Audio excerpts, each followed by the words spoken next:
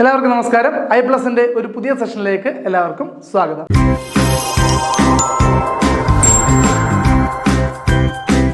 നമ്മളിന്ന് 28/12/2022 നടന്ന 10th level പ്രിലിംസിന്റെ മാത്തമാറ്റിക്സിന്റെ questions ആണ് ഡിസ്കസ് ചെയ്യാൻ ശ്രമിക്കുന്നത്. ഓക്കെ, നോക്കാം. ഒന്നാമത്തെ ചോദ്യം, സമചതുരാകൃതിയായ ഒരു തുണിയുടെ നീളം 1 മീറ്റർ ആണ്. ആ തുണിക്ക് 100 രൂപ വിലയുണ്ട് എങ്കിൽ ആ തുണിയുടെ പകുതി നീളവും വീതിയുമുള്ള സമചതുരാകൃതിയായ പുതിയ തുണിയുടെ വില എത്രയാകും? അതായത് സമചതുരത്തിന്റെ ആകൃതിയിലുള്ള ഒരു തുണിയുണ്ട്. ഈ തുണിയുടെ നീളം 1 മീറ്റർ ആണ്. അപ്പോൾ സമചതുരമാകുമ്പോൾ എല്ലാ വശവും തുല്യമാണെന്ന് നമുക്കറിയാമല്ലോ അല്ലേ? അപ്പോൾ ആ തുണിക്ക് 100 രൂപയാണ് വില. അപ്പോൾ 1 മീറ്റർ വശമുള്ള ഒരു സമചതുരാകൃതിയിലുള്ള തുണിക്ക് വില 100 രൂപ എങ്കിൽ ആ തുണിയുടെ പകുതി നീളവും വീതിയുള്ള സമചതുരാകൃതിയായ പുതിയ തുണിയുടെ വില എന്ത്? ഈ പകുതി നീളവും വീതി എന്ന് പറയുന്നത് നമ്മളൊന്ന് കൺഫ്യൂസ് ചെയ്യിപ്പിക്കാൻ വേണ്ടിയാണ്. ആക്ച്വലി സമചതുരം ആകുമ്പോൾ പകുതി നീളം എന്ന് മാത്രം പറഞ്ഞാൽ മതി. നീളവും വീതിയും പറഞ്ഞാൽ ചതുരം എന്നുള്ളൊരു കൺസെപ്റ്റിലേക്ക് പോകും. അപ്പോൾ നമുക്കിവിടെ പകുതി നീളം എന്ന കൺസെപ്റ്റിൽ എടുത്താൽ മതി. ഓക്കെ, അപ്പോൾ 1 മീറ്റർ നീളമുള്ള ആ തുണിക്ക് 100 രൂപയാണ്.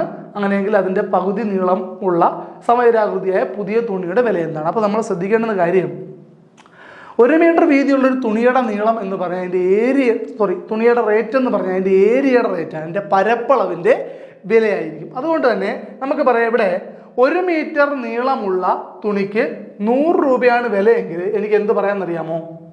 1 മീറ്റർ നീളമുള്ള തുണിയുടെ ഏരിയ ഞാൻ കണ്ടുപിടിക്കുന്നു. ഒരു സമചതുരാകൃതി ആയതുകൊണ്ട് a സ്ക്വയർ എന്ന ഇക്വേഷൻ ഉപയോഗിച്ചാൽ 1ന്റെ സ്ക്വയർ സമം 1 മീറ്റർ സ്ക്വയർ. ഇതാണ് ഏരിയ. അപ്പോൾ 1 മീറ്റർ സ്ക്വയർ തുണിക്ക് 100 രൂപ അല്ലേ? ആണല്ലോ. പുതിയ സമചതുരം വരുമ്പോഴോ പകുതിയായി വശം. അപ്പോൾ അതിൻ്റെ ഇതിപ്പോൾ A1 എന്ന് കൊടുക്കാൻ കഴിഞ്ഞാൽ, അപ്പോൾ A2 സ്ക്വയർ എന്ന് പറയുന്നത് 1ന്റെ പകുതി എന്ന് പറഞ്ഞാൽ 1/2 മീറ്റർ ആണ്. അരയുടെ സ്ക്വയർ എന്ന് പറഞ്ഞാൽ 1ന്റെ സ്ക്വയർ എടുക്കണം, 2ന്റെ സ്ക്വയർ എടുക്കണം. അപ്പോൾ 1/4 മീറ്റർ സ്ക്വയർ. 1 മീറ്റർ സ്ക്വയറിന് 100 രൂപയാണെങ്കിൽ 1/4 മീറ്റർ സ്ക്വയറിന് എത്രയാണെന്നറിയാൻ 100നെ 4 കൊണ്ട് ഡിവൈഡ് ചെയ്തപ്പോൾ, കാരണം ഇവിടെ 1നെ 4 കൊണ്ട് ഡിവൈഡ് ചെയ്തല്ലേ, അപ്പോൾ ഇവിടെ 100നെ എന്ത് ചെയ്യണം? 4 കൊണ്ട് ഡിവൈഡ് ചെയ്യണം. അപ്പോൾ 100/4 ഉത്തരം 25 രൂപ എന്ന് വരും. ഒരു പക്ഷേ പലരും ഇതിന് 50 രൂപയെന്ന് ഓപ്ഷനിലുണ്ട്, 50 രൂപയെന്ന് എഴുതിയിട്ടുണ്ടാവും. പക്ഷേ എൻ്റെ റൈറ്റ് ആൻസർ ഏതാണ്? 25 രൂപ. കാര്യം മനസ്സിലായല്ലോ. 1 മീറ്റർ നീളമുള്ള സമചതുരത്തിന് 100 രൂപ ആയതുകൊണ്ട് അതിൻ്റെ പകുതി ഉള്ളതിന് 50 രൂപയാണെന്ന് ചിന്തിച്ചാൽ അവിടെ തെറ്റി. കാരണം 1 മീറ്റർ നീളമുള്ള ഒരു തുണിയുടെ റേറ്റ് എന്ന് പറയുന്നത് അതിൻ്റെ ഏരിയയുടെ, അതിൻ്റെ പരപ്പളവിൻ്റെ റേറ്റ് ആയിരിക്കും. അതുകൊണ്ട് തന്നെ പകുതിയാകുമ്പോൾ അതിൻ്റെ പരപ്പളവ് ഏരിയ എന്താണോ അത് കണ്ടുപിടിച്ചിട്ട് അതിൻ്റെ റേറ്റ് നോക്കണം. പക്ഷേ ഓക്കെ, അപ്പോൾ അങ്ങനെ ചെയ്തെങ്കിൽ മാത്രമേ ഇതിൻ്റെ ഉത്തരത്തിലേക്ക് നമുക്ക് എത്തിച്ചേരാൻ സാധിക്കുകയുള്ളൂ. ഉത്തരം 25 രൂപ എന്നുള്ളതാണ്. ക്ലിയർ ആണല്ലോ? നെക്സ്റ്റ് ക്വസ്റ്റ്യൻ നോക്കിക്കോളൂ. ഏത് 2 ചിഹ്നങ്ങൾ പരസ്പരം മാറ്റിയാലാണ് 5 + 3 × 8 - 12/4 = 3 എന്ന സമവാക്യം ശരിയാവുക? ഇതിൽ ഏതോ 2 ചിഹ്നങ്ങൾ അങ്ങോട്ടും ഇങ്ങോട്ടും മാറ്റിയിട്ടാൽ = 3 ആവും. ഓക്കെ, അപ്പോൾ ഏതോ 2 ചിഹ്നങ്ങൾ അങ്ങോട്ടും ഇങ്ങോട്ടും എന്ത് ചെയ്യണം? മാറ്റിയിടണം. നമുക്ക് എല്ലാ ചിഹ്നങ്ങളും ഒന്ന് മാറ്റിയിട്ട് നോക്കാം. ഇവിടെ ചെക്ക് ചെയ്യാനേ നിവർത്തിയുള്ളൂ. അപ്പോൾ ഞാൻ ആദ്യം പ്ലസ് ഇൻറ്റൂടെ മാറ്റിയിടുന്നു. 5 × 3 + 8 5 × 3 + 8 - 12/4 = 3. ഓക്കെ, 12 അല്ലെങ്കിൽ 12/4 3 ആണ് അല്ലേ? അപ്പോൾ എനിക്കിവിടെ വേണമെങ്കിൽ 3 എന്ന് എഴുതാം. അടുത്തത് നമ്മളിത് ബോട്ട് മാസ് വെച്ചാണ് ചെയ്യേണ്ടത്, അറിയാമല്ലോ. അടുത്ത മൾട്ടിപ്ലിക്കേഷൻ ഗുണനമാണ്. 5 × 3 = 15. ഓക്കെ, ദെൻ അടുത്ത എന്താണ്? മൾട്ടിപ്ലിക്കേഷൻ കഴിഞ്ഞാൽ അഡീഷൻ ഉണ്ടെന്ന് നോക്കണം. അപ്പോൾ 15 + 8 എത്രയാണ്? 23 ആണ്. അപ്പോൾ ഇവിടെ എന്താ വരുന്നത്? -3 ആണ്. അപ്പോൾ 18 × 5 = 23 - 3 = 3 ആണോ? 23 ൽ 3 പോയ എത്ര? 20 ആണ് അല്ലേ? അപ്പോൾ അതുകൊണ്ട് ഇതെന്തല്ല? ശരിയല്ല, തെറ്റാണ്. അപ്പോൾ ആദ്യത്തെ ചിഹ്നങ്ങൾ തിരിച്ചിട്ടാൽ ഉത്തരം തെറ്റായിട്ട് വരും. ശരി, നമുക്ക് രണ്ടാമത്തെ ചിഹ്നങ്ങളും തിരിച്ചിട്ട് നോക്കാം. അപ്പം ഞാൻ ജസ്റ്റ് ചെക്ക് ചെയ്യുന്നേ ഉള്ളൂ. നമ്മളിത് എന്താണ് ഒരു ഐഡിയ ഉണ്ടെങ്കിൽ നമ്മൾ ഏതെങ്കിലും ഒന്നാമത്തെ രണ്ടാമത്തെ ഒക്കെ ചെക്ക് ചെയ്യുമ്പോൾ തന്നെ നമുക്ക് റെഡിയാണ്. അതിന് നമ്മൾ ഇതിൻ്റെ പോലെയുള്ള ക്വസ്റ്റ്യൻസ് മാക്സിമം ചെയ്ത് നോക്കിയെങ്കിലേ പറ്റത്തുള്ളൂ കേട്ടോ. അല്ലാത്ത ഒരാളെ സംബന്ധിച്ച് ആദ്യം എല്ലാ ചിഹ്നങ്ങളും മാറ്റിയിട്ട് ചെക്ക് ചെയ്യേണ്ടി വരും. ഓക്കെ, ഇനി തീരെ നിവർത്തിയില്ലെങ്കിൽ അത് തന്നെ ഉള്ളൂ വഴി. ഓക്കെ, അപ്പോൾ രണ്ടാമത്തെ കേസ് എന്ന് പറഞ്ഞാൽ ഞാൻ ഇൻറ്റു മൈനസും കൂടെ തിരിച്ചിടാൻ പോവാം. അപ്പോൾ 5 + 3 - 8 × 12/4 = 3 ആണോ നോക്കണം. അവിടെയും 12/4 3 വരും. 3 ഇൻറ്റു ഇവിടെ എല്ലാം മാറ്റമൊന്നുമില്ല. അത് അടുത്തായിട്ട് -8 ഇൻറ്റു 3 -24 അപ്പോൾ 5 + 3 - 24. അതൊരിക്കലും എന്തിന് ഈക്വലായിട്ട് വരത്തില്ല. 5 3 8 24 ഒരിക്കലും ആർക്ക് തുല്യമായിട്ട് വരത്തില്ല, 3 തുല്യമായില്ല. അപ്പോൾ ആ ഓപ്ഷൻ നമുക്ക് എടുക്കാൻ പറ്റത്തില്ല. ഓക്കെ, അടുത്ത ഓപ്ഷൻ നോക്കിക്കോളൂ. നമുക്ക് മൈനസും ഡിവിഷനോടും തിരിച്ചിട്ട് നോക്കാം. അപ്പോൾ 5 + 3 ഇൻറ്റു 8 /12 - 4 = 3 വരും. നോക്കി 8/12 ആണ്. 8നെ 12 കൊണ്ട് ഡിവൈഡ് ചെയ്ത് നോക്കാം. ഇത് പൂർണ്ണമായിട്ട് ഡിവൈഡ് ചെയ്യാൻ പറ്റുന്നത് ഞാൻ ഭിന്നസംഖ്യയായിട്ട് ഇടുവാണേ. 4 കൊണ്ട് മേളിൽ എന്താണ് ചെയ്ത് മുകളിൽ 2 4 8 3 4 12. അപ്പോൾ 2/3 എന്ന് വരും. അപ്പോൾ 5 + 3 ഇൻറ്റു 2/3 - 4 = 3 ആണോ? അടുത്ത മൾട്ടിപ്ലിക്കേഷൻ ആണ്. ഇതാണ്ട് 2 പേരെ ഗുണിക്കുന്നതിലാണ് മേളിലൊരു 3 ഉണ്ട്, താഴെ ഒരു 3 ഉണ്ട്, പോയി. 5 2 7 7 - 4 7 - 4 3 ആണല്ലോ. സോ നമ്മുടെ ആൻസർ ഏതാണ്? മൈനസും ഡിവിഷനുമാണ്. അപ്പോൾ ഈ ബി ആണ് നമ്മുടെ ഉത്തരമായിട്ട് വരുന്നത്. മൈനസും ഡിവിഷനുമാണ് എന്ത് അങ്ങോട്ടും ഇങ്ങോട്ടും മാറ്റിയിടുന്നത്. ഓക്കെ, ശരി. നെക്സ്റ്റ് ക്വസ്റ്റ്യൻ നോക്കിക്കോളൂ. 2 സംഖ്യകളുടെ ലസാഗു 60 ഉസാഗ 3. ഈ 2 സംഖ്യകൾ ഒരു സംഖ്യ 12 ആണെങ്കിൽ രണ്ടാമത്തെ സംഖ്യ ഇത് ഈ ലസാഗു ഉസാഗ LCM HCF. അപ്പോൾ ഇതിനൊരു ഇക്വേഷൻ നമ്മൾ നേരത്തെ നമ്മുടെ ടോപ്പിക് ക്ലാസ്സുകൾ പഠിച്ചതാണ്. LCM into HCF = X into Y. എക്സും വൈയും 2 സംഖ്യകളാണെങ്കിൽ ആ സംഖ്യകളുടെ LCM HCF ഗുണിക്കുന്നത് സംഖ്യകളെ ഗുണിക്കുന്നതിന് തുല്യമായിരിക്കും. അപ്പോൾ അങ്ങനെയാണെങ്കിൽ ഇവിടെ LCM തന്നിട്ടുണ്ട്, HCF തന്നിട്ടുണ്ട്, ഒരു സംഖ്യയും തന്നിട്ടുണ്ട്, ഒരാൾ മാത്രമാണ് ഇല്ലാത്തത്. സോ അയാളെ കണ്ടുപിടിക്കുക. ഈ സംഖ്യയും കൂടെ എടുത്ത് ഇപ്പുറത്ത് കൊണ്ടുവന്നാൽ മതി. അപ്പോൾ LCM 60 ഇൻറ്റു HCF 3, അപ്പുറത്ത് എടുക്കുന്ന ഒരു എക്സിനെ എടുത്ത് ഇപ്പുറത്ത് കൊണ്ടുവന്നാൽ /12 = ഇല്ലാത്ത ആൾ വൈ ആണെന്ന് കരുതിക്കും. ഓക്കെ, അപ്പോൾ വേണ്ട 12 5 60 5 ഇൻറ്റു 3 15 15 = വൈ. 15 എന്നൊരു ഓപ്ഷൻ നമുക്കുണ്ടോ? യെസ്, ഓപ്ഷൻ ഡി 15 ആണ്. അപ്പോൾ നമ്മുടെ ആൻസർ എന്താണ്? 15. അപ്പം പ്രധാനപ്പെട്ട ഇക്വേഷൻ എന്തോ LCM ഇൻറ്റു HCF എന്ന് പറയുന്നത് സംഖ്യകളെ ഗുണിക്കുന്നതിന് തുല്യമായിരിക്കും. ഓക്കെ, അപ്പോൾ LCM into HCF = first number into second number. Okay, ഉത്തരം 15 ആണ്. അടുത്ത ക്വസ്റ്റ്യൻ നോക്കിക്കോളൂ. റൂട്ടിനകത്ത് 15ന്റെ സ്ക്വയർ + 12ന്റെ സ്ക്വയർ - 2 × 15 × 12. ഇത് കാണുമ്പോൾ തന്നെ ഒരു ഐഡന്റിറ്റിയാണ്, ഒരു സർവ്വസമവാക്യമാണ്. ഏതാണെന്ന് ചോദിച്ചാൽ ആദ്യം കിടക്കുന്ന 15നെ ഞാൻ എക്സ് കൊടുത്താൽ ഇത് x² ആവും, പ്ലസ് 12നെ y എന്ന് കൊടുത്താൽ ഇത് y² ആവും, മൈനസ് 2 ഇൻറ്റു 15ന് എക്സ് എന്നാണ് കൊടുത്തത്, 12ന് y എന്നാണ് കൊടുത്തത്. അപ്പോൾ ഇത് x² + y² - 2xy ആണ്. ഇത് ഏത് ഐഡന്റിറ്റിയാ? കൊച്ചു ക്ലാസ് മുതൽ എല്ലാവർക്കും അറിയാവുന്ന ഒരെണ്ണമാണ്. ഏതാണ് ഇത്? x - y² ആണ്. ഓക്കെ, അപ്പോൾ ഇതിൻ്റെ ഉത്തരവായിട്ട് x - y² ചെയ്താൽ മതി. x - y² എന്തുവാ? എക്സിന് പകരം ഞാൻ 15 അല്ലേ, 15നല്ലേ എക്സിന് കൊടുത്തത്, 15 - 12² = 3ന്റെ സ്ക്വയർ. കുറച്ചിട്ട് സ്ക്വയർ ചെയ്താൽ മതി. 3ന്റെ സ്ക്വയർ പക്ഷേ റൂട്ടിനകത്തല്ലേ കിടക്കുന്നത്. അപ്പോൾ റൂട്ടിനകത്ത് 3ന്റെ സ്ക്വയർ എടുത്ത് എന്ത് പോവും? ഈ സ്ക്വയറിന് റൂട്ടിനങ്ങ് അടിച്ചു പോവും. ഓപ്പോസിറ്റ് ക്രിയകളാണ്. സോ ഉത്തരം എന്താണ്? 3 ആണ്. ഓക്കെ, ആൻസർ 3 ഉണ്ടോ? ഓപ്ഷൻ എ ആണോ ഉത്തരം? നോക്കിയേ. യെസ്, ഇവിടുത്തെ ആൻസർ 3 ആണ്. അപ്പോൾ ഇത് ഒരു ഐഡന്റിറ്റിയാണ്, വളരെ പ്രധാനപ്പെട്ട ഒരു ഐഡന്റിറ്റിയാണ്. x² + y² - 2x. ഏതിൻ്റെ? x - y². ഓക്കെ, നോക്കിക്കോളൂ. ഒരു മിശ്രിതത്തിൽ 4 ഭാഗം വെള്ളവും 5 ഭാഗം പാലുമാണ്. ഓക്കെ, ഇതിൽ വെള്ളത്തിൻ്റെ അളവ് 80 ml ആയാൽ പാലിൻ്റെ അളവ് എത്ര? അപ്പോൾ നമ്മൾ നോക്കുക, ഇത് റേഷ്യോ അംശബന്ധ ബന്ധപ്പെട്ട ഒരു ടോപ്പിക്കാണ്. വെള്ളം വാട്ടർ ഈസ് ടു മിൽക്ക് എന്ന് പറയുന്നത് 4:5 ആണ്. ശരിയല്ലേ? 4 ഭാഗം വെള്ളം 5 ഭാഗം പാലുമാണെങ്കിൽ റേഷ്യോ 4:5. ചുരുക്കാനൊന്നും പറ്റത്തില്ലല്ലോ. മാക്സിമം സിംപ്ലിഫൈഡ് ഫോം ആണെങ്കിൽ ദാറ്റ് ഈസ് കോൾഡ് റേഷ്യോ അല്ലേ. ഇതിൽ 80 ml ആണ് വെള്ളം. അതായത് വെള്ളത്തിന് വരെ 4 കിടക്കുന്നത്. അപ്പോൾ വെള്ളത്തിൻ്റെ യഥാർത്ഥ അളവെന്ന് പറയുന്നത് നേരത്തെ നമ്മൾ ടോപ്പിക് ക്ലാസ്സുകളിൽ പറഞ്ഞിട്ടുണ്ട്, ഒരു റേഷ്യോയിൽ നിന്ന് യഥാർത്ഥ അളവ് എടുക്കണമെങ്കിൽ ആ റേഷ്യോയുടെ കൂടെ ഒരു എക്സ് ഇട്ട് കൊടുത്താൽ മതി. അപ്പോൾ റേഷ്യോയുടെ യഥാർത്ഥ അളവ് 4x. ഓക്കെ, അപ്പോൾ വെള്ളത്തിൻ്റെ യഥാർത്ഥ അളവ് എന്താണ്? 4x. ഈ 4x ആണ് 80 ml എന്ന് പറഞ്ഞിരിക്കുന്നത്. 80 ml. അപ്പോൾ എക്സിൻ്റെ വില കണ്ടുപിടിക്കാൻ ഇവിടെ 80 ഭാഗം അല്ലെങ്കിൽ ഡിവൈഡ് ബൈ 4 ചെയ്താൽ എന്ത് കിട്ടും? 20 മില്ലി ലിറ്റർ എന്ന് കിട്ടും. എക്സിൻ്റെ വില നമുക്ക് കണ്ടുപിടിക്കണ്ടയോ?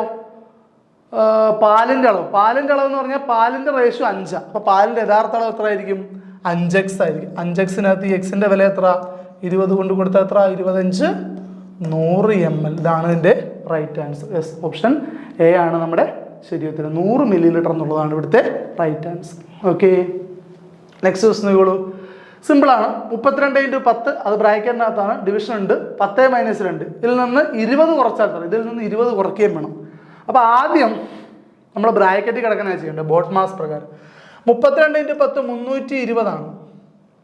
ഡിവൈഡഡ് ബൈ 10 - 2 8 ആണ്. ഓക്കെ, ഇത് ഇങ്ങനെ ഒരു ബ്രാക്കറ്റിനകത്താണ് കിടക്കുന്നത്. ഇതിൽ നിന്നാണ് 20 കുറയ്ക്കേണ്ടത്. സോ ആദ്യം ഇത് ചെയ്യുക. 32-നകത്ത് 4 തവണ 8 ഉള്ളത് അല്ലേ? അപ്പോൾ 32-ൽ 4 ആണെങ്കിൽ 320 40 തവണയാണ്. 40 - 20 ഇത്ര 20. വളരെ സിമ്പിൾ അല്ലേ? 320 8 കൊണ്ട് ഭാഗിച്ചാൽ 40 ആണ്. 40-ൽ നിന്ന് 20 പോയാൽ 20. വളരെ സിമ്പിൾ അല്ലേ? അപ്പോൾ ഉത്തരം ഇവിടെ ഓപ്ഷൻ സി 20 ആണ്. ഓക്കെ, നെക്സ്റ്റ് ക്വസ്റ്റ്യൻ നോക്കൂ. ഇതും ഒരു ഐഡന്റിറ്റി ആണ്. വളരെ പ്രധാനപ്പെട്ട ചില ഐഡന്റിറ്റീസ് ആണ്. x + y whole square, x - y whole square, x + y × x - y, അതുപോലെ x + y whole square - x - y whole square. ഇത് വളരെ പ്രധാനപ്പെട്ട 4 ഐഡന്റിറ്റീസ് ആണ്. അതിലൊരു ഐഡന്റിറ്റിയാണിത്. ഇത് x² - y² എന്ന രൂപത്തിലാണ് കിടക്കുന്നത് അല്ലേ? എക്സിൻ്റെ സ്ഥാനത്ത് 6.4ഉം വൈയുടെ സ്ഥാനത്ത് 3.6. അപ്പോൾ x² - y². x² - y² എന്ന് പറയുന്നത് അറിയാവോ? x² - y² എന്ന് പറഞ്ഞാൽ x + y × x - y ഇങ്ങനെയാണ് ചെയ്യേണ്ടത്. അപ്പോൾ എക്സിൻ്റെ സ്ഥാനത്ത് 6.4 അല്ലേ? 6.4 + 3.6. അപ്പോൾ x + y ആയി. ഇനി ഇൻറ്റു x - y 6.4 - 3.6. ഇനി ഇതിനെന്ത് ചെയ്യണം? 2.8 കൊണ്ട് ഡിവൈഡ് ചെയ്യണം. ബൈ 2. ഇത് സ്ലാഷ് ഇട്ട് ബൈ എന്നാണ് അർത്ഥം. 2.8. 6.4 3.6 കൂട്ടിയാൽ 10 ആണ്. 10 × 6.4 3.6 ജസ്റ്റ് ഒന്ന് കുറച്ച് നോക്കിയാൽ ഉത്തരം ഇപ്പം തന്നെ കിട്ടും. 6.4 - 3.6. 4 6 14 എടുത്തു. 14 6 8 5 3 2 2.8 തന്നെ വന്നു. മേളിൽ കിടക്കുന്ന 2.8 തന്നെ താഴെ ഉണ്ടെങ്കിൽ ചിഹ്നം ഗുണനമാണെങ്കിൽ വെട്ടിക്കളയാം. ഉത്തരം എന്ത് വരും? 10. സോ ഇവിടുത്തെ ആൻസർ 10. ഓക്കെ, ഓപ്ഷൻ ബി ആണ് ഇവിടുത്തെ റൈറ്റ് ആൻസർ. ഓക്കെ ആണല്ലോ. നെക്സ്റ്റ് ക്വസ്റ്റ്യൻ നോക്കൂ. 16.3 സെൻറ്റിമീറ്റർ വശമുള്ള ഒരു സമഭുജ ത്രികോണത്തിൻ്റെയും 12.1 സെൻറ്റിമീറ്റർ വശമുള്ള ഒരു സമയത്തിൻ്റെയും ചുറ്റളവുകൾ തമ്മിലുള്ള വ്യത്യാസം എത്ര? അത് നമ്മൾ മെൻസുറേഷൻ അല്ലെങ്കിൽ അളവുകളുമായി ബന്ധപ്പെട്ട കുറച്ച് ഇക്വേഷൻസ് അറിഞ്ഞിരിക്കണം. അപ്പോൾ നമ്മൾ ടോപ്പിക് ക്ലാസ്സിൽ എടുത്തിട്ടുള്ളതാണ്. സമഭുജ ത്രികോണത്തിന് ചുറ്റളവ് കണ്ടുപിടിക്കാനുള്ള ഇക്വേഷൻ 3a. a എന്ന് പറഞ്ഞാൽ ഒരു വശത്തിൻ്റെ നീളം. അതുപോലെ സമചതുരത്തിന് ചുറ്റളവ് കണ്ടുപിടിക്കാനുള്ള ഇക്വേഷൻ 4a 4a. a ഒരു വശത്തിൻ്റെ നീളം. ഇവിടെ സമഭുജ ത്രികോണത്തിൻ്റെ ഒരു വശത്തിൻ്റെ നീളം 16.3 ആണെങ്കിൽ അതിൻ്റെ ചുറ്റളവ് 16.3നെ 3 കൊണ്ട് ഗുണിക്കണം. ഒരു വശത്തിനെ 3 കൊണ്ട് ഗുണിക്കുമ്പോഴേ അതിൻ്റെ ചുറ്റളവ് കിട്ടുന്നത് അല്ലേ? ഒരു വശത്തിന് നീളം 16.3 ആണ്. സമഭുജ ത്രികോണത്തിന് പറഞ്ഞിട്ടുണ്ട്. സോ 3 കൊണ്ട് ഗുണിക്കുമ്പോൾ 3 × 3 9 ആണ്. പോയിന്റ് ഇടുന്നു. 3 × 6 18. 3 1 3 1 4 48.9 സെൻറ്റിമീറ്റർ എന്ന് കിട്ടും. ഓക്കെ, ഇനി 12.1 സെൻറ്റിമീറ്റർ വശമുള്ള സമയത്തിന് അതിൻ്റെ ചുറ്റളവ് എങ്ങനെ കണ്ടുപിടിക്കുന്നത്? അതിനെ 4 കൊണ്ട് ഗുണിച്ചാൽ മതി. 12.1 × 4 4 1 4 4 2 8 4 48.4. ചുറ്റളവുകൾ തമ്മിലുള്ള വ്യത്യാസം എത്രയാണെന്നാണ് ചോദിച്ചേക്കുന്നത്. അപ്പോൾ ഈ ചുറ്റളവ് വലിയ ചുറ്റളവും ചെറിയ ചുറ്റളവ് കുറച്ചാൽ മതി. വലിയ ചുറ്റളവ് ഇവിടെ സമഭുജ ത്രികോണത്തിൻ്റെയാണ്. സോ 48.9 നിന്നും 48 കുറയ്ക്കേണ്ട ആവശ്യമൊന്നുമില്ല. 9 4/5 ആണ്. ഇവിടെ 48 0. അപ്പോൾ 0.5 ഇതാണ് ഇതിൻ്റെ ശരി ഉത്തരം. Okay, 0.5 centimetre. ബി ആണ് ഇവിടുത്തെ right answer. Okay, next question നോക്കോളൂ. എൻ്റെ കയ്യിൽ 60 10 രൂപ നോട്ടുകളുണ്ട്. ഓക്കെ, ആ നോട്ടുകളുടെ നമ്പർ ക്രമമായിട്ടാണ്. അതായത് 60 10 രൂപ നോട്ടുകളുടെ സീരിയൽ നമ്പറുകൾ ഉണ്ടല്ലോ. നമ്മൾ ഈ ബാങ്കിൽ നിന്ന് ബൾക്കായിട്ട് എമൗണ്ട് വിഡ്രോ ചെയ്യുമ്പോഴോ അല്ലെങ്കിൽ ട്രഷറിയിൽ നിന്നൊക്കെ വരുന്ന പൈസകൾ നമുക്ക് ബൾക്കായിട്ടൊരു ബാൻഡ് ഇട്ട് കിട്ടുന്ന നോട്ടുകളുടെ എല്ലാം സീരിയൽ നമ്പർ ക്രമമായിട്ടായിരിക്കും അല്ലേ? അപ്പോൾ അങ്ങനെ ക്രമമായിട്ടുള്ള 60 10 രൂപ നോട്ട് എൻ്റെ കയ്യിലുണ്ട്. ഓക്കെ, അത് ആദ്യത്തെ നോട്ടിൻ നമ്പർ 75 75 ആണെങ്കിൽ അവസാനത്തെ നോട്ടിൻ നമ്പർ എത്ര ആയിരിക്കും? അപ്പോൾ ആദ്യത്തെ നോട്ട് നമ്പർ ഓൾറെഡി ഇവിടെ പറഞ്ഞു അല്ലേ. അപ്പോൾ ഇനി അയാളുടെ 59 നോട്ട് കൂടെ ഉണ്ടല്ലോ. സോ ക്രമമായിട്ടായതുകൊണ്ട് ഇതിൻ്റെ കൂടെ ഒരു 59 കൂട്ടിയാൽ മതി, ഉത്തരവായി. ഡയറക്റ്റ് ആൻസർ ആണ് അല്ലേ. വളരെ എളുപ്പത്തിൽ ചെയ്യാൻ പറ്റുന്നൊരു ഉത്തരം. അപ്പോൾ 7 5 7 5 പ്ലസ് ഇതിൻ്റെ കൂടെ ഒരു 59 കൂട്ടിയാൽ മതി. 9 5 14, 7 5 12 13, 5 1 6 7, 76 34. ഓപ്ഷൻ ഉണ്ടോ? എസ്, ഡി ആണ് നമ്മുടെ റൈറ്റ് ആൻസർ. ഓക്കെ, 59 കൂട്ടിയത് കാരണം ഒരു നോട്ടിൻ്റെ കാര്യം ഓൾറെഡി പറഞ്ഞല്ലോ. ശരി, കറക്റ്റാണ്. 76 34. ഓക്കെ, വിട്ടുപോയ പദസംഖ്യ ഇത് പാറ്റേണുമായി ബന്ധപ്പെട്ടാണ്. സിമ്പിൾ പാറ്റേൺ ആണ്. 1ൻ്റെ കൂടെ 4 കൂട്ടി 5, 5ൻ്റെ കൂടെ 6 കൂട്ടി 11, 11ൻ്റെ കൂടെ 8 കൂട്ടി 19, 19ൻ്റെ കൂടെ 10 കൂട്ടി 29. അപ്പോൾ ആദ്യം 4 കൂട്ടി, പിന്നെ 6 കൂട്ടി, പിന്നെ 8 കൂട്ടി, പിന്നെ 10 കൂട്ടി. ഉറപ്പായിട്ടും അടുത്തത് 12 ആയിരിക്കണമല്ലോ കൂട്ടുന്നത്. അപ്പോൾ 29 12 കൂട്ടിയാൽ എത്ര കിട്ടും? 29 12 41 ആണ്. അടുത്ത ഞാൻ കൂടെ നോക്കാം. 12ന് ശേഷം 14 ആണ്. അപ്പോൾ 41ൻ്റെ കൂടെ 14 കൂട്ടിയാൽ 55 വരുമോ? യെസ്, വരും. സോ നമ്മുടെ ആൻസർ എത്രയാണ്? 41 ആണ് ഇവിടുത്തെ നമ്മുടെ റൈറ്റ് ആൻസർ. ക്ലിയർ ആണല്ലോ? യെസ്, സിമ്പിൾ അല്ലേ അത്? വളരെ എളുപ്പത്തിൽ ചെയ്യാൻ പറ്റും. ഓക്കെ, ഒരു പ്രത്യേക ഭാഷയിൽ ഫയൽ എന്നത് UROV എന്ന് എഴുതിയിരിക്കുന്നു എങ്കിൽ ആ ഭാഷയിൽ സോർ എന്നത് എങ്ങനെ എഴുതുക? ഇത് കോഡിങ്ങിൻ്റെ വലിയ ക്വസ്റ്റ്യനിലേക്ക് ഒന്നും പോകണ്ട, ഇതിൻ്റെ അകത്തു നിന്ന് തന്നെ ഉത്തരം എഴുതാം. ഓക്കെ, ഇവിടെ ഫയൽ എന്നതാണ് UROV എന്ന് എഴുതിയിരിക്കുന്നു. ഇതിൻ്റെ അകത്ത് നമുക്ക് ഇനി കണ്ടുപിടിക്കേണ്ട വേർഡ് സോർ ആണ്. സോർ അതിൽ OUR ഇതിൽ ഓൾറെഡി ഉണ്ട്. സോ OUR ദാ ഇവിടെ ഉണ്ട്, O ഉണ്ട്, U ഉണ്ട്, R ഉണ്ട്. ഇതിൻ്റെ കോഡിങ് ഏതാണ് അത് തന്നെ കറക്റ്റ് ഓർഡറിൽ മാറ്റി എഴുതി കഴിഞ്ഞാൽ എസിൻ്റെയും കൂടെ മാത്രമുള്ളത് നോക്കിയാൽ മതി. നമ്മൾ ഈ ചോദ്യം വളരെ എളുപ്പത്തിൽ ചെയ്യാൻ പറ്റുന്ന ഉദ്ദേശിച്ചു. ഓക്കെ, അല്ല നമ്മൾ വരച്ച് നോക്കിയൊന്നും വേണ്ട. ഓക്കെ, അപ്പോൾ UROV ഇതിൻ്റെ അകത്ത് നമുക്ക് വേണ്ടത് OUR എന്നാണ്. അപ്പോൾ OUR എന്നാണ് നമുക്ക് വേണ്ടത്. അപ്പോൾ ആദ്യം എസിൻ്റെ ഒരു ഡാഷ് അവിടെ ഇട്ടേക്ക്, എസിൻ്റെ ആളവിടെ കിടക്കട്ടെ. ഓയ്ക്ക് പകരം ഇവിടെ വന്നേക്കുന്നത് 1 2 3 തേർഡ് ലെറ്റർ ആയിട്ട് വന്നേക്കുന്നത് L ആണ്. L. അടുത്ത നമുക്ക് U ആണ് വേണ്ടത്. ഫസ്റ്റ് ലെറ്റർ F ആണ്. അടുത്ത നമുക്ക് R ആണ്. R എന്നുള്ള സെക്കൻഡ് ലെറ്റർ I ആണ്. ഫസ്റ്റ് ലെറ്റർ നമുക്ക് അറിയത്തില്ല. LFI. യെസ്, ഓപ്ഷൻ നോക്കുമ്പോൾ ഒറ്റ ഓപ്ഷനേ ഉള്ളൂ, LFI. ഏതാ? HLFI. സോ നമ്മുടെ ആൻസർ ഏതായിരിക്കും? അപ്പോൾ ചോദ്യത്തിൽ നിന്ന് നമ്മൾ ഡയറക്റ്റ് എവിടേക്ക് വന്നു? ഉത്തരത്തിലേക്ക് വന്നു. ഓക്കെ ആണല്ലോ? ശരി, അപ്പോൾ അതിൻ്റെ answer option B, HLFI. Okay, അടുത്ത ദിവസങ്ങൾ ഒരു കുടുംബത്തിൽ അജയനും അയാളുടെ ഭാര്യയും 4 ആൺമക്കളും അവരുടെ ഭാര്യമാരുമുണ്ട്. ഓരോ ആൺമക്കൾക്ക് 3 വീതം ആൺകുട്ടികളും 2 വീതം പെൺകുട്ടികളും ഉണ്ടെങ്കിൽ ആ കുടുംബത്തിൽ എത്ര ആണുങ്ങളുണ്ട്? അപ്പോൾ ടോട്ടൽ നമ്പർ ഓഫ് മെൻ ആണ് കണ്ടുപിടിക്കേണ്ടത്. അപ്പോൾ വായിച്ച് മനസ്സിലാക്കാൻ ബുദ്ധിമുട്ടുള്ള ജസ്റ്റ് വരച്ച് നോക്കാം. ഓക്കെ, അപ്പോൾ അജയനും അയാളുടെ ഭാര്യയും ഉണ്ട്. അപ്പോൾ അവരാണ് അച്ഛനും അല്ലെങ്കിൽ ഗൃഹനാഥനും ഗൃഹനാഥയാണ് അജയനും അയാളുടെ ഭാര്യയും. 4 ആൺമക്കൾ. അപ്പോൾ തന്നെ 4 1 5 പേരായി. അജയനും 4 ആൺമക്കളും അവരുടെ ഭാര്യമാരും ഉണ്ട്. ഭാര്യമാരുടെ എണ്ണം നമുക്ക് വേണ്ടല്ലോ, പുരുഷന്മാർ അല്ലെങ്കിൽ ആണുങ്ങളെ മാത്രം മതി. ഓരോ ആൺമക്കൾക്കും 3 വീതം ആൺകുട്ടികളും 2 വീതം പെൺകുട്ടികളുണ്ട്. പെൺകുട്ടികളുടെ എണ്ണം വിട്ടാൽ നമുക്ക് വേണ്ട. ഓരോ ആൺമക്കൾക്കും 3 വീതം ആൺകുട്ടികളുണ്ട്. മൊത്തം 4 ആൺമക്കളാണ് ഉള്ളത്. അതിൽ ഓരോ ആൺമക്കൾക്കും 3 പേര് വെച്ചുണ്ട്. അപ്പോൾ 4 ആൺമക്കൾ കൂടെ 4 × 3 12 ആൺകുട്ടികൾ ആൺമക്കൾ കാണും അല്ലേ. 12 ആൺമക്കളുടെ കൂടെ അജയൻ ഒരാൾ 13, അജയൻ്റെ 4 ആൺമക്കൾ 17 പേരുണ്ട് മൊത്തം അല്ലേ. എന്താ കാര്യം എന്നുള്ളത് ഞാൻ ജസ്റ്റ് ഒന്ന് എഴുതി കാണിക്കാം. അജയനുണ്ട് അല്ലേ, ഇയാളുടെ ഒരു മോനുണ്ട്, രണ്ടാമത്തെ മോനുണ്ട്, മൂന്നാമത്തെ മോനുണ്ട്, നാലാമത്തെ മോനുണ്ട് അല്ലേ. ഇനി ഇയാൾക്ക് എത്ര മക്കളുണ്ട്? ആൺപിള്ളേരുണ്ട്. ഓരോ ആൺമക്കൾക്ക് 3 വീതം. അപ്പോൾ ഇവിടെ ഒരു മോനുണ്ട്, ഇവിടെ രണ്ടാമതൊരു മോനുണ്ട്, ഇവിടെ മറ്റൊരു മോനുണ്ട്. അപ്പോൾ മൊത്തം 7. സോ ഇയാൾക്ക് 8 9 10. ഇത്രയും വരയ്ക്കേണ്ട ആവശ്യമൊന്നുമില്ല, ചോദ്യം വായിച്ച് മനസ്സിലാക്കി എഴുതാവുന്നേ ഉള്ളൂ. ഞാൻ ജസ്റ്റ് ഒന്ന് മനസ്സിലാവാൻ കുറച്ചുകൂടെ ക്ലിയർ ആവാൻ വേണ്ടി കാണിക്കുന്നേ ഉള്ളൂ. 11 12 13 അല്ലേ. അതുപോലെ 14 15 16.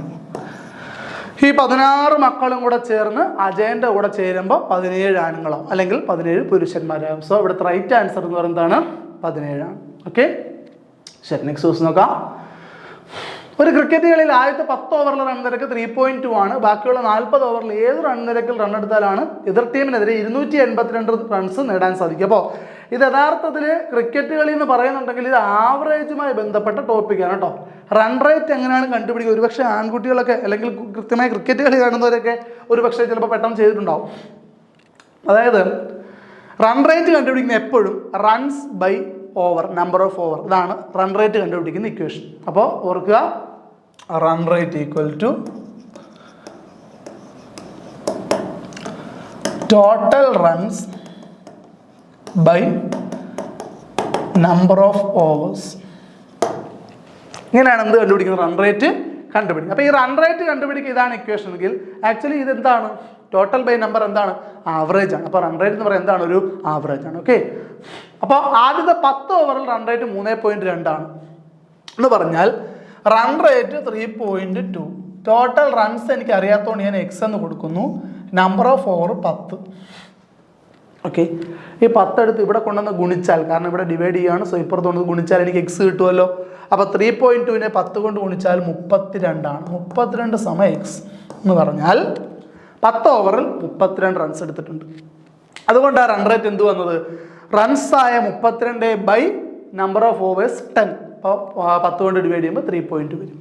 അപ്പോൾ 10 ഓവർ കളി കഴിഞ്ഞിട്ടുണ്ട്, 32 റൺസ് എടുത്തിട്ടുണ്ട്. ഇനി ജയിക്കാൻ ടോട്ടൽ 282 റൺസാണ് വേണ്ടത് അല്ലേ? അതിൽ ഇനി ജയിക്കാൻ 32 ബാക്കി എത്ര ഉണ്ട്? 282 32 പോയാൽ 250 റൺസ് കൂടി എന്ത് ചെയ്യേണ്ടി വരും? അവരിനി എടുക്കേണ്ടി വരും. ഇനി എത്ര ഓവർ മിച്ചമുണ്ട്? 40 ഓവർ മിച്ചമുണ്ട് അല്ലേ? അപ്പോൾ 40 ഓവറിൽ ഇനി എത്ര റൺസ് വെച്ച് അല്ലെങ്കിൽ റൺ റേറ്റ് എത്ര വെച്ച് എടുത്താലാണ് കണ്ടുപിടിക്കേണ്ട ജയിക്കാൻ പറ്റുക എന്നുള്ളതാണ് ചോദ്യം. അപ്പോൾ 40 ഓവർ ബാലൻസ് ഉണ്ട്, ഇനി 250 റൺ എടുക്കണം. അപ്പോൾ എത്ര റൺ റേറ്റിൽ എടുത്താലാണ് കളി ജയിക്കാൻ പറ്റുന്നത് ചോദിച്ചാൽ 250നെ 40 കൊണ്ട് ഡിവൈഡ് ചെയ്താൽ മതി. അപ്പോൾ ഒരു 0 ഇവിടെ പോയി. 6 4 24 റിമൈൻഡർ 1 വരും. 10 2 പോയിന്റ് ഇടുന്നു. 2 4 8, 8ൻ്റെ ബാക്കി 2 വരുന്നു. 20 5 4 20 6.25. അതായത് ഇനി 6.25 റൺസ് വെച്ച് ഓരോ ഓവറിൽ എടുത്താൽ കളി ജയിക്കാൻ പറ്റും. നമ്മൾ ഈ കൂടുതലും അത് പെട്ടെന്ന് കാണാൻ പറ്റുന്ന IPLകളിലൊക്കെയാണ്, IPL മത്സരങ്ങളിൽ അല്ലെങ്കിൽ ചെറിയ 2020 മത്സരങ്ങളിലൊക്കെയാണ് current run rate required run rate കാണിക്കുന്നത്. അപ്പോൾ കറണ്ട് റൺ റേറ്റ് ഇവിടെ 3.2, അതായത് ഇപ്പോൾ നിലവിൽ ഓടിക്കൊണ്ടിരിക്കുന്നത് 3.2 റൺസ് ഒരു ഓവറിൽ വെച്ചാണ് എടുത്തുകൊണ്ടിരിക്കുന്നത്. റിക്വയർഡ് റൺ റേറ്റ് എന്ന് പറഞ്ഞാൽ ജയിക്കാൻ വേണ്ട റൺ റേറ്റ്, ജയിക്കാൻ വേണ്ട റൺ റേറ്റ് ആണ് 6.25. അതായത് ഒരു ഓവറിൽ 6.25 വെച്ച് എടുത്താൽ ഇനി ജയിക്കത്തുള്ളൂ എന്നുള്ളതാണ് അർത്ഥമാക്കുന്നത്. ഓക്കെ. അപ്പോൾ ഇവിടുത്തെ ആൻസർ എന്താണ്? 6.25. ഓക്കെ. നെക്സ്റ്റ് ക്വസ്റ്റ്യൻ നോക്കിക്കോളൂ. ജോസഫ് ഒരു സ്ഥലത്ത് നിന്ന് വേറെ സ്ഥലത്തേക്ക് 30 km/മണിക്കൂർ വേഗതയിലും തിരിച്ച് 120 km/h വേഗതയിലും സഞ്ചരിച്ചു. ഈ രണ്ട് ദൂരങ്ങളും കൂടി സഞ്ചരിക്കാൻ 5 മണിക്കൂർ എടുത്തുവെങ്കിൽ ഒരു വശത്തേക്ക് ജോസഫ് സഞ്ചരിച്ച ദൂരം. വളരെ പ്രധാനപ്പെട്ട ഒരു കാര്യമാണ്. ഫിസിക്സുമായി ബന്ധപ്പെട്ട് നിങ്ങൾ അറിഞ്ഞിരിക്കേണ്ട ഏറ്റവും പ്രധാനപ്പെട്ട ഒരു ഇക്വേഷൻ കൂടിയാണ്. നമ്മൾ ഇത് ദൂരം സമയം വേഗതയിലും പഠിക്കുന്നതാണ്. ദൂരം സെയിം ആണെങ്കിൽ, വ്യത്യസ്ത വേഗതയിൽ പോയിട്ട് വന്നിട്ടുണ്ടെങ്കിൽ അവിടെ ആവറേജ് സ്പീഡ് അല്ലെങ്കിൽ ശരാശരി വേഗത കണ്ടുപിടിക്കാനുള്ള equation 2v1 v2 by v1 plus v2. ഇവിടെ എന്തുകൊണ്ടാണ് ദൂരം സെയിം ആണെന്ന് ഞാൻ പറഞ്ഞത്? ജോസഫ് ഒരു സ്ഥലത്ത് നിന്ന് വേറൊരു സ്ഥലത്തേക്ക് ഒരിടത്തോട്ടാണ് പോയത് 30 km വേഗത.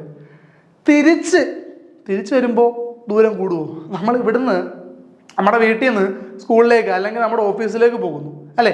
അവിടെ ചെന്നിട്ട് തിരിച്ച് വീട്ടിലോട്ട് വരുമ്പോൾ ദൂരം കൂടുന്നില്ലല്ലോ. സെയിം ഡിസ്റ്റൻസ് അല്ലേ നമ്മൾ സഞ്ചരിക്കുന്നത്. അപ്പോൾ സെയിം ഡിസ്റ്റൻസ് രണ്ട് വ്യത്യസ്ത വേഗതയിൽ സഞ്ചരിച്ച് തീർത്താൽ അവിടെ ആവറേജ് സ്പീഡ് കണ്ടുപിടിക്കാൻ ഇക്വേഷനാണ് ഇത്. ഓക്കെ ആണല്ലോ. അപ്പോൾ നമുക്ക് ആദ്യം ആവറേജ് സ്പീഡ് എന്ന് കണ്ടുപിടിക്കാം. ഇവിടുത്തെ സ്പീഡുകൾ 120 30 ആണ്. അപ്പോൾ 2 × 120 × 30 ബൈ v1 + v2 120 + 30. അപ്പോൾ 2 ഞാൻ ഇത് വെട്ടാത്തതിൻ്റെ അല്ല മൾട്ടിപ്ലൈ ചെയ്യാത്തതിൻ്റെ കാരണം നമുക്ക് സിംപ്ലിഫൈ ചെയ്യാൻ പറ്റുമെന്നുള്ളതുകൊണ്ടാണ് 150. ഓക്കെ. ഒരു 0 പോയി. 1 3 3 5 3 15. 120 5 വെട്ടാമല്ലോ. 12 5 60. സോ 24 5 120. സോ 24 × 2 48 km/h വേഗതയിലാണ് ഇയാളുടെ ശരാശരി വേഗത. ശരാശരി വേഗത എന്ന് പറയുന്നത് മൊത്തം സഞ്ചരിച്ച ദൂരത്തിന് ആകെ സഞ്ചരിച്ച സമയം കൊണ്ടുള്ള വ്യത്യാസം. അപ്പോൾ അതുകൊണ്ട് ഇവിടെ ശരാശരി വേഗത അല്ലെങ്കിൽ ആവറേജ് സ്പീഡ് 48 ഇനി നമുക്ക് എന്താ സഞ്ചരിച്ച സമയം തന്നിട്ടുണ്ട് അല്ലേ, എത്രയാ 5 മണിക്കൂറാണ്. അപ്പോൾ നമുക്ക് കണ്ടുപിടിക്കേണ്ട ഒരു എന്താണ് ദൂരമാണ് കണ്ടുപിടിക്കേണ്ടത്. പക്ഷെ ഇവിടെ ഒരു ചെറിയ ട്വിസ്റ്റും കൂടെ അവസാനമുണ്ട്. ദൂരം കണ്ടുപിടിക്കാനുള്ള ഇക്വേഷൻ നമുക്ക് എളുപ്പമായിട്ട് നമ്മൾ കണ്ടുപിടിച്ചിട്ടുണ്ടല്ലോ. ഇതാണ്ടേ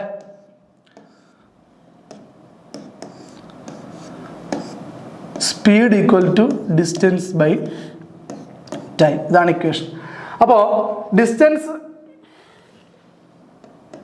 okay, speed equal to distance by time. നമുക്ക് എന്താ കണ്ടുപിടിക്കേണ്ടത്? ഡിസ്റ്റൻസ് അല്ലേ. ഡിസ്റ്റൻസ് കണ്ടുപിടിക്കുന്നുണ്ട് ഇവരെ രണ്ടുപേരുടെ ഗുണിക്കണം. S into T, speed into time ഗുണിക്കണം. ഓക്കെ, അപ്പോൾ സ്പീഡ് ഇൻറ്റു ടൈം എന്ന് പറഞ്ഞാൽ 48 സ്പീഡ് ഇൻറ്റു 5 മണിക്കൂർ. 48 ഇൻറ്റു 5 എന്ന് പറഞ്ഞാൽ 48 ഇൻറ്റു 10 450 പകുതി എടുത്താൽ മതി. അപ്പോൾ എത്ര വരും?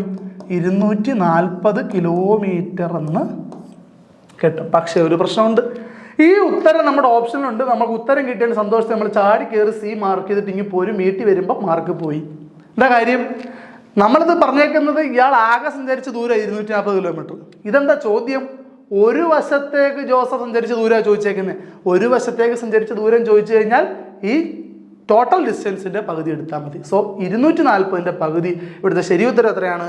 120 കിലോമീറ്റർ. ഇതാണ് ഇവിടുത്തെ റൈറ്റ് ആൻസർ. ഓക്കെ ആണല്ലോ. അപ്പോൾ നമുക്ക് ഇത്രയും ചോദ്യം നമുക്ക് ഇവിടെ നിർത്താം. പിന്നെ ബാലൻസ് ക്വസ്റ്റ്യൻസുമായിട്ട് തൊട്ടടുത്ത ഒരു ഭാഗത്ത് നമുക്ക് വീണ്ടും കാണാം. അതുവരെ ഗുഡ് ബൈ.